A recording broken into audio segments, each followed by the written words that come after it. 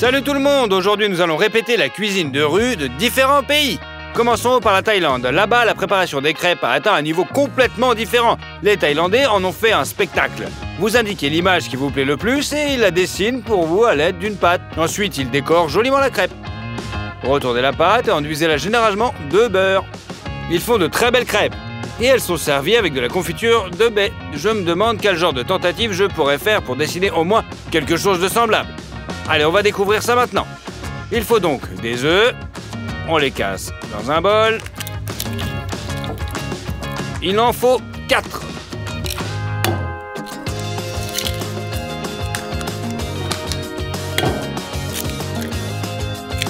Maintenant, on sépare les jaunes des blancs.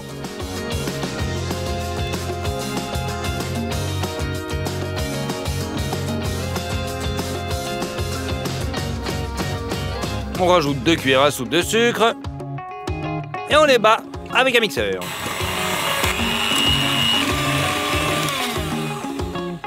On rajoute 2 cuillères à café de levure chimique, un petit peu de yaourt, un petit peu de farine, et on mélange.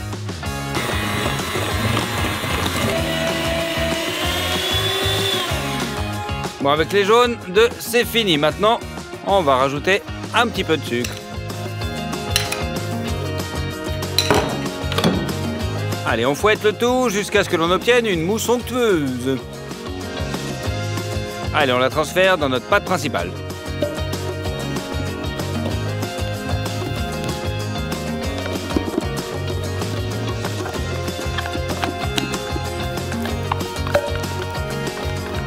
À l'aide d'une spatule, mélangez soigneusement ces deux substances pour préserver au maximum les bulles d'air.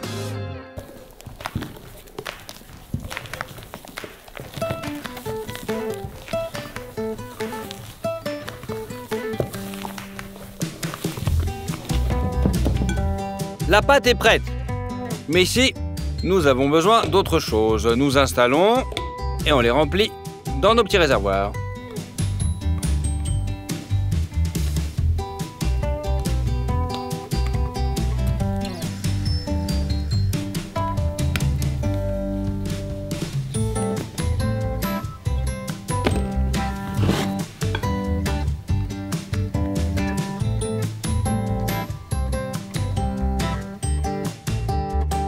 Voilà, on les a presque tous remplis. Alors maintenant, c'est l'heure du colorant. D'abord le rouge. Pour obtenir une couleur jaune intense, ajoutez au colorant jaune une goutte d'orange. Et pour obtenir une couleur brune, ajoutez de la poudre de cacao.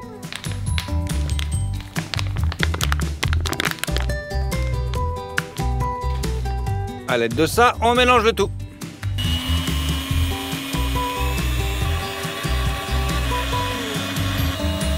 Nous vissons le couvercle avec un bec verseur pratique sur chaque tube. C'est fait. Il nous faut maintenant une crêpière. Allez, on la met à faible puissante et on rajoute de l'huile pour que la pâte ne colle pas. Alors, on va dessiner avec la couleur marron.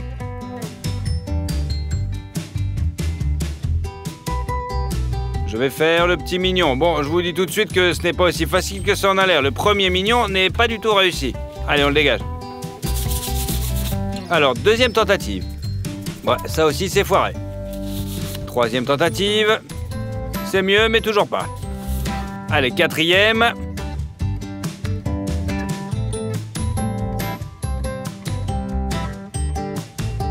Bon, ce mignon, déjà, c'est pas mal, on va le laisser. Et la première chose que nous allons décorer, ce sont ses yeux. Ensuite, nous peignons tout le corps du mignon en jaune.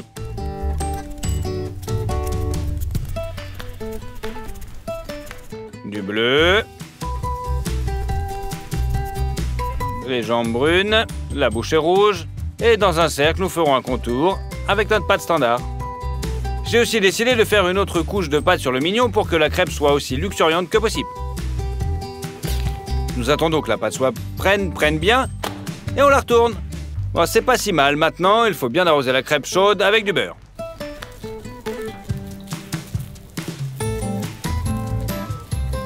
C'est tout, vous pouvez retirer. Notre crêpe mignon est prêt. On la servira également avec de la confiture. Allez, on va essayer.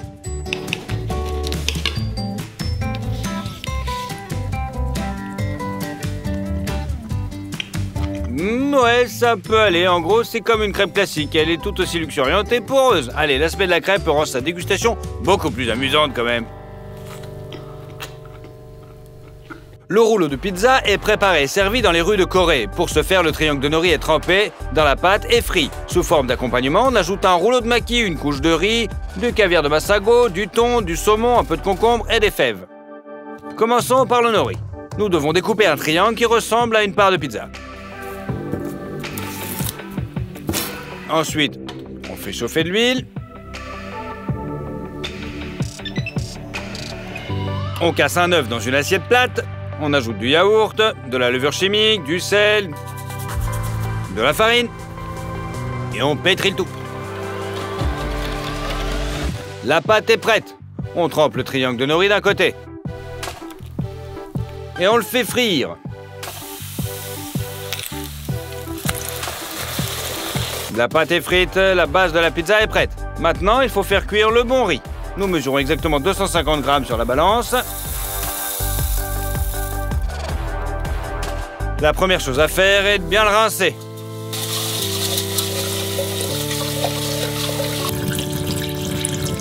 Donc, versez de l'eau dans le riz propre.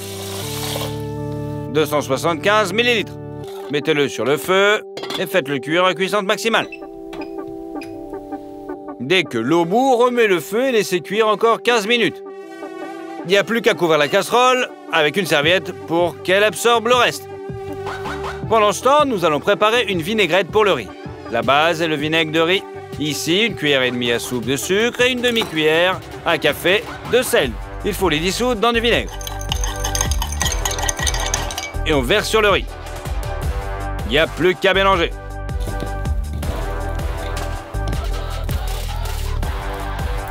Préparons un rouleau de maki pour le buffet. Prenons un peu de riz et mettons-le sur le nori. On les distribue bien. Pour la garniture, il nous faut du thon. Allez, on va le couper en lanières. Et on le met sur le riz. C'est tout. Maintenant, on emballe notre rouleau de maki.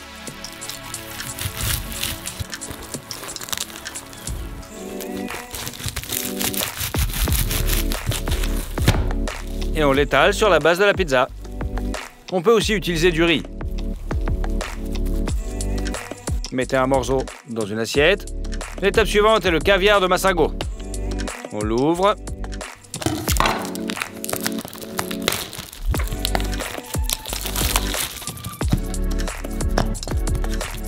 Il faut une demi-cuillère à soupe. On la répartit sur une tranche de pizza.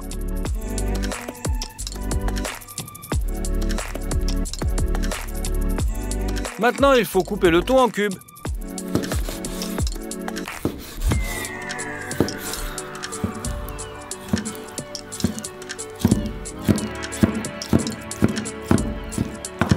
Et on l'étale sur la pizza. Le deuxième type de poisson, c'est du saumon. Je l'ai sous la forme d'un steak, alors nous allons couper une partie de la viande.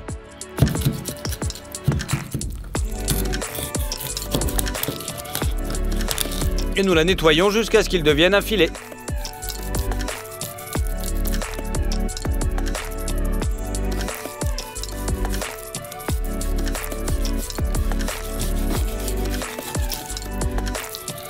On peut aussi le couper en cubes.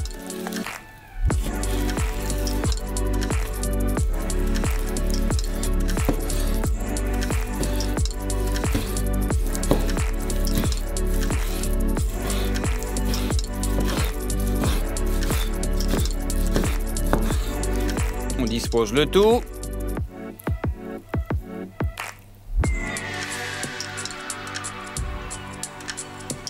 Nous avons besoin d'un concombre pour la fraîcheur. Allez, on le coupe en petits. Et on le met sur le poisson.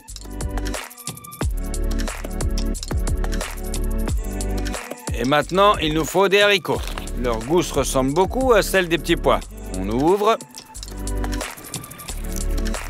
Et à l'intérieur, nous sommes accueillis par de magnifiques haricots verts. Nous les mettons sur la pizza.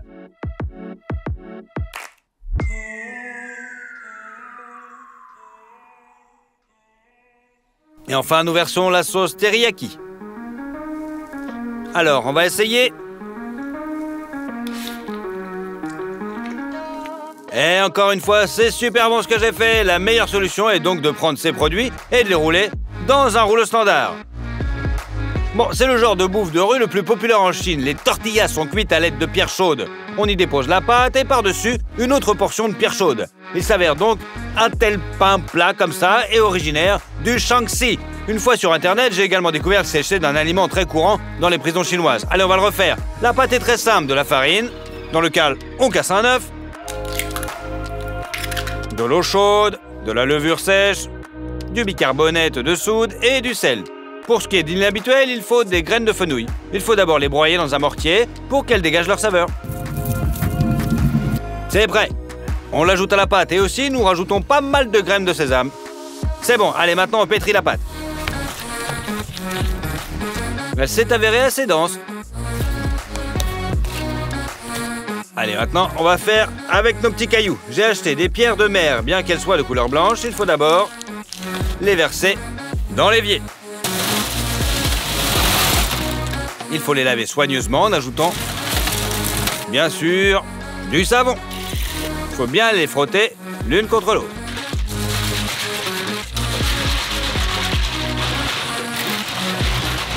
Et les pierres déjà propres, mettez-les sur une poêle à frire.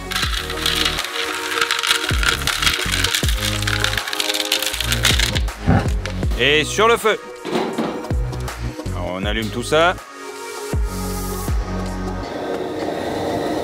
Bon, d'abord, toute l'eau qui reste après le lavage doit s'évaporer. Quand les pierres sont sèches, on verse l'huile dessus et on mélange pour qu'elles soient bien réparties. J'ai également été surpris de constater que les pierres pouvaient brûler. Elles ont simplement changé de couleur, passant du blanc au brun. Donc, pendant que les pierres se réchauffent, nous allons étaler la pâte.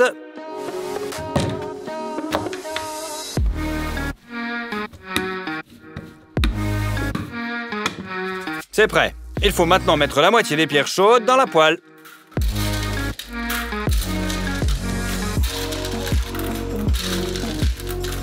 Étalez la pâte sur les pierres et saupoudrez les autres sur le dessus. Pressez-les dans la pâte pour obtenir un motif frais. C'est tout. On peut éteindre la cuisinière. Au bout de 10 minutes, on sort notre tortilla.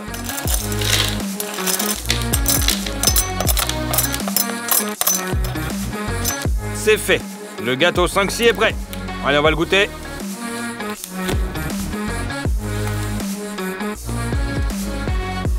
C'est une sorte de pain pita, mais c'est pas mal. Grâce aux pierres, la saveur d'un four et aussi l'arôme impressionnant du fenouil et du sésame. Faites-moi savoir quel plat de rue populaire vous aimeriez bien que je recrée la prochaine fois. N'oubliez pas d'aimer ceci et au revoir tout le monde.